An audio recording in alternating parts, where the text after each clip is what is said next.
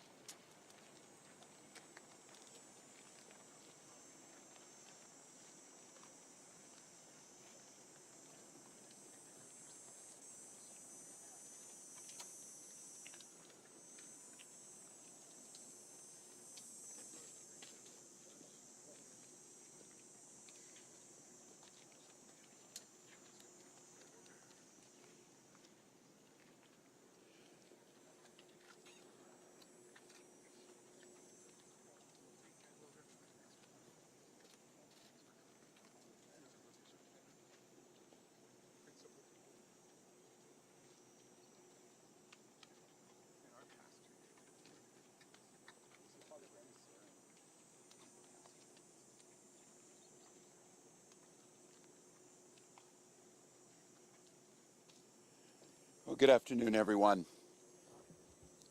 Certainly a day and a news conference that no one wants to be at. A community behind us, Annunciation Church and School, committed to academics, service, and Catholic values, filled with the first days of school of beautiful children going to learn those values, share with their teachers and their classmates. And instead of that joy and that curiosity and that learning, they were met with evil and horror and death. And we often come to these and say, these unspeakable tragedies, or there's no words for this. There shouldn't be words for these types of incidents because they should not happen. And there's no words that are going to ease the pain of the families today. On behalf of all the people of Minnesota, our deepest sympathies. A wish that any of these words would make what you're feeling now better, but it won't. A place that's founded on community, founded on service, founded on family. I'd like to give special thank you to the mayor and the team in Minneapolis, the Minneapolis Police Department, Hennepin County Sheriff's Office, Minnesota State Patrol, the BCA, so many agencies, our federal partners in the FBI, the first responders, and the heroic work that's happening now as we speak at multiple medical locations, including Hennepin County Medical Center, where most of our children were transported to receive the life-saving care. The thoughts and prayers and the hopes and the support that we need to give them in this moment too is critical. Speaking with all the people here and grateful to our federal partners, Senator Klobuchar speaking early this morning and receiving a call from President Trump, who was with his leadership team of the Attorney General and the Vice President, expressing their deep condolences amongst the horror that happened and an offer to provide the support to the folks here in Minnesota of what's needed. So there's a lot of cameras here, and unfortunately we've been through these types of things. They will be gone at some point. All of you, you have to do your jobs. But what happened here today will not be gone. Minnesotans will not step away. We'll stand with this community. We'll redouble ourselves to do the best we can to understand what we can do to prevent any parent from having to receive the calls they received today, from any school dedicated to children having to respond to a situation that, as we said, is unthinkable, but that's all too common, not just in Minnesota, but across this country. It's Minnesota's day today, and it's my strongest desire that no state, no community, no school ever experiences a day like this. So I ask the rest of the folks around the country who are watching, keep us in your thoughts and prayers, but also keep us in the thoughts for action. Keep us in the ideas that we can work together. And it's on these days like this, I think, and I hope we can hold on to it, we are unified as a community. Everybody across the country today is part of the Annunciation Parish, and they're with those families. With that, Minneapolis Mayor Jacob Frey.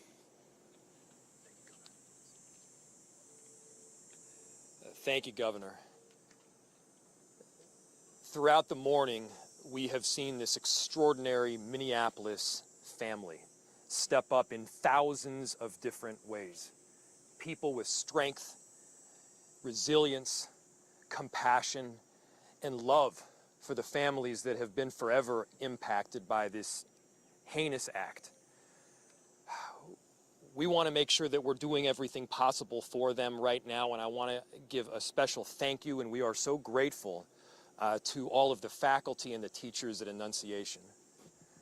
The way that they acted during severe threat and danger was nothing short of heroic. This is a tragic and horrible event that should never occur, and it would have been all the more tragic and horrible had they not stepped in, at times perhaps put themselves in danger to protect others. As horrible as this has been, it could have been far worse. I'm grateful for our law enforcement partners, our police officers in the Minneapolis Police Department and other law enforcement agencies well beyond that step up, that answered the call to make sure that they were running towards danger when so many of the rest of us would have run in the other direction. Thank you. We are so appreciative of your service. To Principal DeBoer and your whole team, the ethic that you have showed, the love that you've shown, it's flat out incredible. And at the same time, look, we need to be doing more than talking. It can't just be words. There needs to be action. And when we have seen school shooting after school shooting, when we have seen churches get shot up by horrible actors, I think the impetus has to be on all of us as leaders to do a whole lot more, to recognize that we've got more guns in this country than we have people. And it's on all of us to recognize the truth and the reality that we can't just say that this shouldn't happen again and then allow it to happen again and again beyond that. It's on all of us. And I have heard about a whole lot of hate that's being directed at our trans community. Anybody who is using this as an opportunity to villainize our trans community or any other community out there has lost their sense of common humanity. We should not be operating out of a place of hate for anyone. We should be operating from a place of love for our kids. Kids died today. This needs to be about them. This needs to be wrapping our arms around these families with every bit of love that we can possibly show. And I know that our Minneapolis family and well beyond is prepared to do exactly that. And so my message to everyone out there is, again, these families are experiencing some acute pain right now. But don't just think of these as somebody else's kids. Think of your own. Let's make sure that we're acting now to not just say it's never happening again, but ensure it doesn't. Our chief of police, who's been working tirelessly throughout the day, along with, again, a number of different law enforcement agencies, investigators, federal partners, state partners. Thank you, Senator Klobuchar, for being here. Been working tirelessly, and I'd like to invite him up to give some more of the details that have come up. Chief.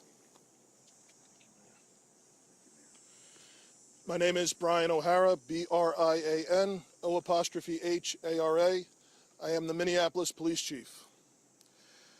Good afternoon, and thank you all for your patience as we continue to gather the facts in this investigation into this truly unthinkable tragedy that happened here earlier today. I want to make sure that we are providing the most accurate information possible, particularly as we speak around our victims. At this point, we know we have a total of 19 victims from this tragedy. 2 were young children, ages 8 and 10, that were sitting in the pews at Mass when they were shot and killed. They were pronounced deceased on the scene. There were another 14 children between the ages of 6 and 15 that were injured by gunfire. There were also 3 adults in their 80s that were parishioners here attending Mass that were also shot in this incident. The families of all of the children that have been affected have been notified. The coward that shot these victims took his own life in the rear of the church. That coward has been identified as 23-year-old Robin Westman. No prior criminal history. As to the weapons used to perpetrate this horrific attack, there was a rifle, a shotgun, and a pistol. All 3 had been lawfully purchased by the shooter. At this stage, we believe that the shooter had acted alone. There is no indication of other suspects directly involved in carrying out this attack. Our investigators are working with other agencies in the process of executing 4 search warrants. One is for the church itself, where this crime occurred. The other 3 are residences nearby in the metro that are related to this shooter. Additional firearms are being recovered from those 3 residential locations as we speak. We are also aware of a manifesto that the shooter had timed to be released on YouTube. This manifesto appeared to show him at the scene and included some disturbing writings. That content has since been taken down with the assistance of the FBI, and it now remains under active review by our investigators. We know this community is reeling and is in pain. I want to ensure everyone in our community, this parish, all of the families affected, and all of our residents, that all of law enforcement collectively, local law enforcement, our county, our state, and all of our federal law enforcement partners have been here, and we are all working tirelessly to uncover the full scope of what happened, to try and identify a motive why it happened, and whether there are any other further details.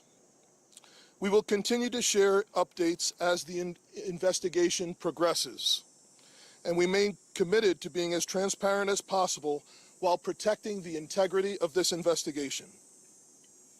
In a moment, I will take some questions that I am able to answer, but first I want to bring up the principal of Annunciation School, Matt Du Bois, as well as, after him, the Archbishop, our Archbishop Bernard Hebda. So, Principal.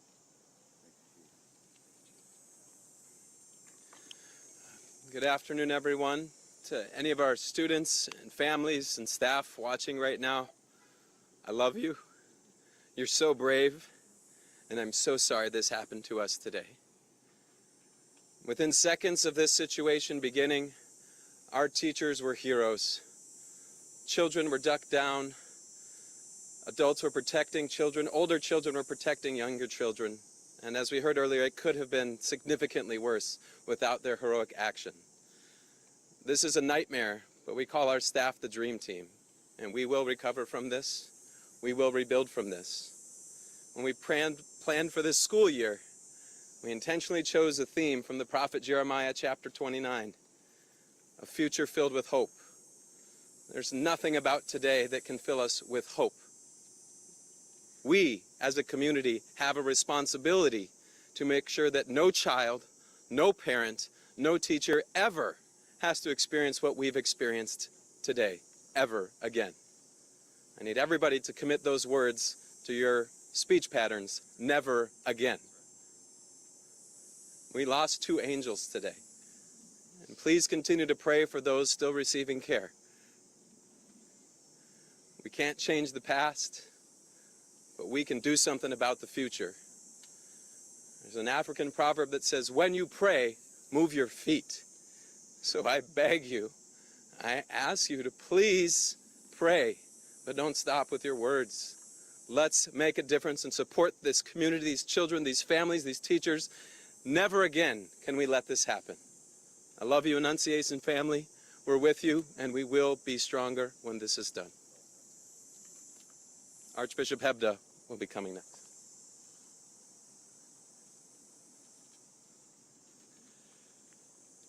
Thank you, Principal DeBoer. I'm so grateful that Mayor Fry and the Chief both mentioned how valiant you and your staff were. I'm so grateful to the pastor here at Annunciation, Father Dennis Zarin, for the deacon, Deacon Kevin Keneally, also were heroic in this time. But how sad it is, for sure, not only for the families who are directly involved, but indeed for families everywhere who feel the threat that comes from an event, a tragedy like today's. I would never want to correct a principal, but Principal DeBoer said it wasn't so clear where would be the source of hope. And brothers and sisters, we have to be men and women of hope. Already today, I've been receiving messages from all over our country promising prayers. And I think it's the prayers of the feet as well, Principal. That is, for me, is a source of hope, just as we see families stepping forward to help those who have been impacted by this terrible tragedy. Very grateful that Principal DeBoer spoke about prayer. Certainly that the bell in a Catholic church is always a call to prayer, and so it's a reminder for us for sure to be praying. And we have to recognize that it's through prayer and through that prayer of the feet, through that action, that we can indeed make a difference. That has to be the source of our hope.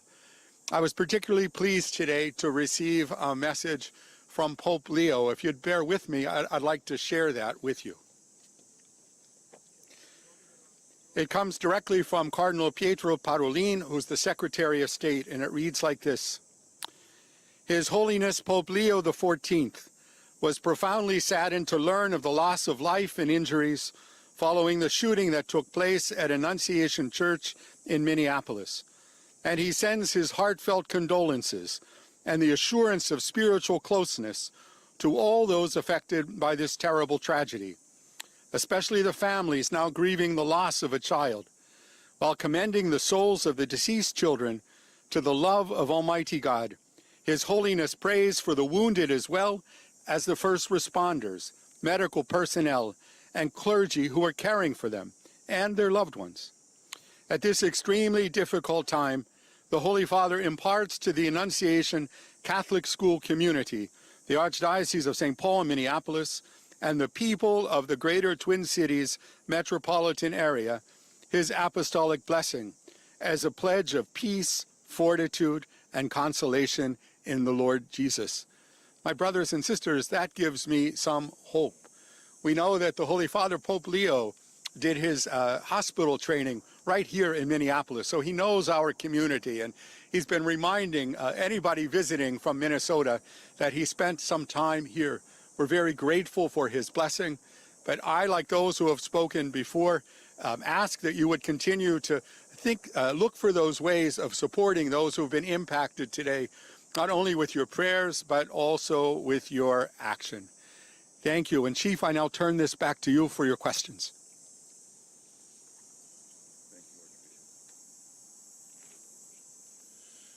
Thank you, Archbishop. As I mentioned, obviously the investigation continues in its preliminary stages. I will take some questions now, and additionally, we will let you know when we can provide some updated information. How are the injured students doing? What are their conditions at this point? The question from Matt was, how are the injured students doing? I believe all of them have their parents with them now, and they are all expected to survive. All of the remaining victims are expected to survive. There is a range of injuries, however. Chief, you said the weapons were acquired legally. Do we know when Yes. and where they were acquired? I can tell you they were purchased recently. Chief, can you tell us anything more about a possible motive here? We've also heard reports that the suspected shooter's mother was employed here at some point. Can you confirm that as well? Okay. So the question was on a possible motive and a relationship to the church or to the school.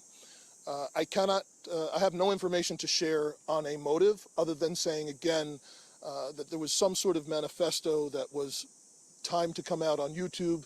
It's been taken down, and our investigators are going through that to try and develop a motive from that. Additionally, there are these 3 search warrants happening in residential locations, and we may very well, find more information or writings that could give some sense to that, but we don't have that now. And I cannot confirm a relationship between the suspect or his family and this church at this time, but that's obviously something we're looking very closely at. Chief, about the manifesto, can you confirm at this point whether it was in fact by the suspect, or you believe at this point that it is in fact from him? And second question, What was by the suspect? I'm the sorry. manifesto that you've been Okay. talking about. Yep.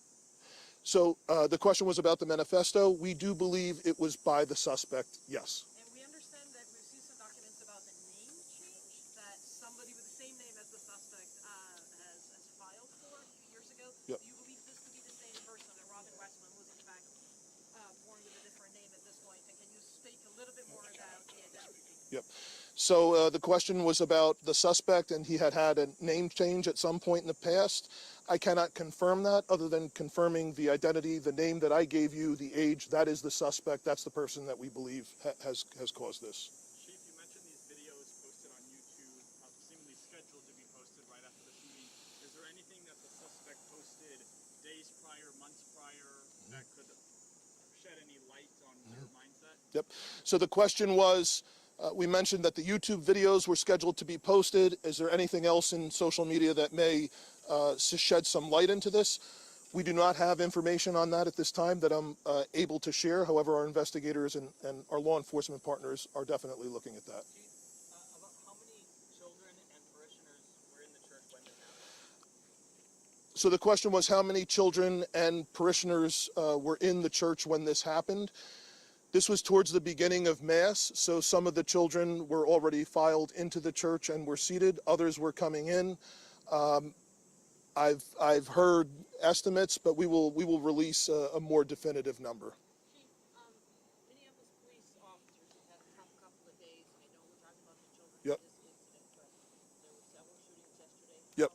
How is the resourcing going for you? Are you getting help from other places now? Yep. So Sue's question was resources for Minneapolis police due to the other challenges we've had the last 24 hours. Obviously, this has been the most difficult. The dozens of officers that responded to this scene, many of them are deeply traumatized by what they saw, as are obviously all of the children, all of the staff members, Father Dennis, everyone who was at Mass this morning. So obviously that has been our number one priority, is to care for the health and wellness of the officers that responded here. Additionally, obviously, we have responded to other challenging situations and other acts of violence. I can say, in regard to the shooting that happened outside of the high school yesterday, we have arrested 2 people for assisting in that shooting. We have not gotten the shooter yet, but we believe we have 2 people under arrest that were present with the shooter when that happened, and we're making significant progress. There was an additional arrest at a homicide last night that happened on the 2700 block of 3rd Avenue South. That person has not been booked specifically for being responsible for that murder, but we believe that is the person who caused that. So, no, unfortunately not. Yep. A lot of the politicians here, the principal and others have said that this can never happen again. I'm just wondering if you have a suggestion for where we start to make sure it doesn't ever happen again. Yeah, so the question was, where do we start to make sure this doesn't happen again? I don't have an answer for that at this time. Chief, aside from the federal, there is an idea that this may be investigated, maybe it already is, I'm not sure my information, as a hate crime against Catholics. I'm asking you, perhaps, Archbishop, is this a line of investigation that you have open? Can you comment on that? So the question is this an investigation into a hate crime against Catholics?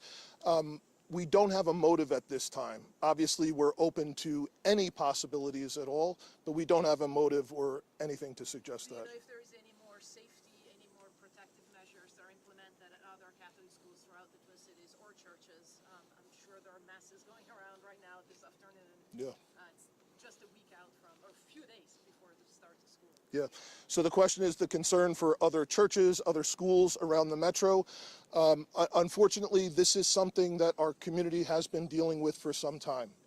The threat of active shooters, the threat of hate crimes at houses of worship, unfortunately, is not something new here. And of course, our precinct inspectors, our crime prevention specialists are available to work with both houses of worship, churches, and schools that do reach out to assist in any additional security measures or advice that we can offer them. Question about that to follow up. Are you aware if this is the first time that actually a Catholic mass has been targeted and there have been victims inside a Catholic church during mass? In the Twin Cities, not in the world. In the Twin Cities, I'm unaware of any other. yeah, from the the question was, is this the first time that there's been attack of Catholics at Mass in the Twin Cities area? The Archbishop is unaware of any other attack.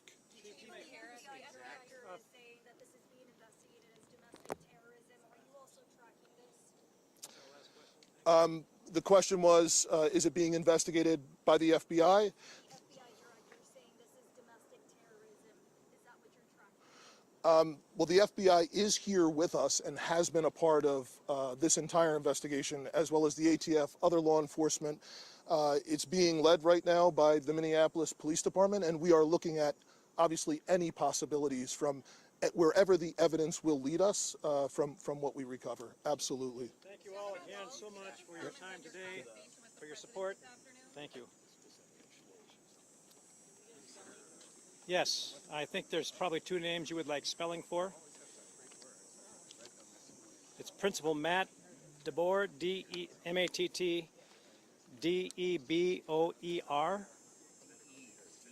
David Edward Boy, Ocean Edward Robert. And then it's Archbishop Bernard, B-E-R-N-A-R-D, Hebda, H-E-B-D-A. Hebda. Okay, yep, just a second here. We do not have any further planned press conferences for today. The focus now switches to the healing process, which will include some vigils tonight, and we're encouraging people to show us support to those. If any more information does become available that we think is important to share with you, we will let you know about if and when or how we're going to share that. So until tomorrow, that's all we have for now. We have some information perhaps about vigils that might be helpful. Yeah, I just actually wanted to reiterate messages that are helpful for members of the public that want to support. Donating money is the best way for members of the community to support the victims of the Annunciation Church shooting. In coordination with the City of Minneapolis, the Minneapolis Foundation has established a text to donate line. To donate, the public can text ACF1, that's A as in apple, C as in cat, F as in fox, numeral 1 to 41444. That's ACF1 to 41444. The Minneapolis Foundation is hosting this fund and will continue to work with the community in the coming days and weeks to equitably distribute the funds to those affected. Thanks for the help in getting that information out to the public that wants to assist.